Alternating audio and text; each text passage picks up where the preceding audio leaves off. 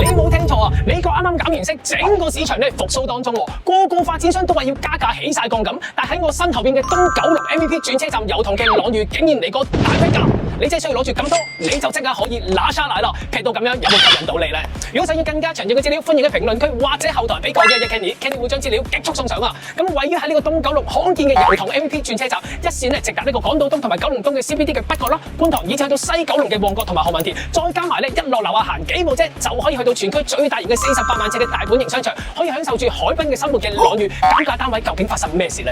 機會來啦！咁我哋朗裕嘅單位咧就非常地多元化啦，多元化到咩地步咧？同你數一數啊！開放式啦，一房、細兩房、大兩房、細三房、大三房，全部齊備晒。咁我哋而家咧就直接登頂睇到730尺嘅3房2個洗手間，再加工人房嘅，而家即刻同你睇睇。咁入門口嘅位置咧，發展商已經幫你做咗 Samsung 拆卡指紋，再加密碼門鎖噶啦，再加上咧細心嘅保理咧，已經幫你做咗側邊入門口嘅設計啦。有咩好處咧？就係為你嘅大家庭咧嘅私隱度護駕護航啊！睇睇個女士小天地先，我哋嘅女士小天地空間非常地大喎，呢個位置超過3米噶，所以入到嚟用咗個大 L 型嘅曲尺台面咧，哇，空間用得揼揼係嘛！而我哋入邊所用嘅電器品牌都係頂級嘅，呢一個 China 嘅抽煙機啦、3爐頭啦、微波爐、雪櫃全部一應俱全，而且整體嘅儲物量空間咧，話佢間小別墅都完全冇問題啊！而且喺度洗住碗咧，仲可以望住出邊綠油油嘅山景咧，保養你嘅眼睛系統啊！咁我哋呢邊呢度咧仲有工人房喎，而我哋工人房咧入邊嘅空間亦都相當地大啊！呢個闊度哇，你真係請翻個2米嘅工人都完全冇問題。嚟到客飯廳才是最令人轟動嘅所在啊！由門口位嘅位置直到攝影師部分咧，有成7米，你話係咪相當地誇張咧？嚟到我哋客廳部分呢個闊度都有成2.7米喎，即係大概9尺左右。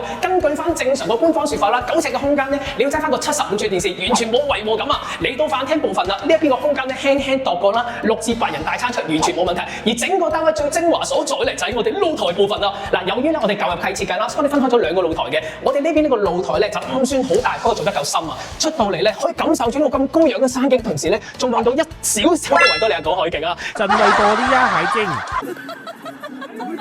而保理實用嘅開積咧，創咗個短走廊嘅位置，已經分開咗5個部分㗎啦，3個睡房同埋2個浴室。先睇第一間睡房先，我哋睡房咧呢邊個負載成2.2米嘅，即係大概7尺半鬆啲左右啦。所以正常咧，我哋要做翻呢個4尺床3尺半衣櫃，完全冇問題啊。不過成日都講，用呢個咁高嘅樓底，你唔攞少少垂直空間，做翻啲上下空間家私咧，有啲嘥咗空間位置啊。而且我哋廳房同佢一樣都可以望翻個咁靚嘅高仰山景嘅。而隔離房間咧，正常就一模一樣啊。你睇下咩唔同先？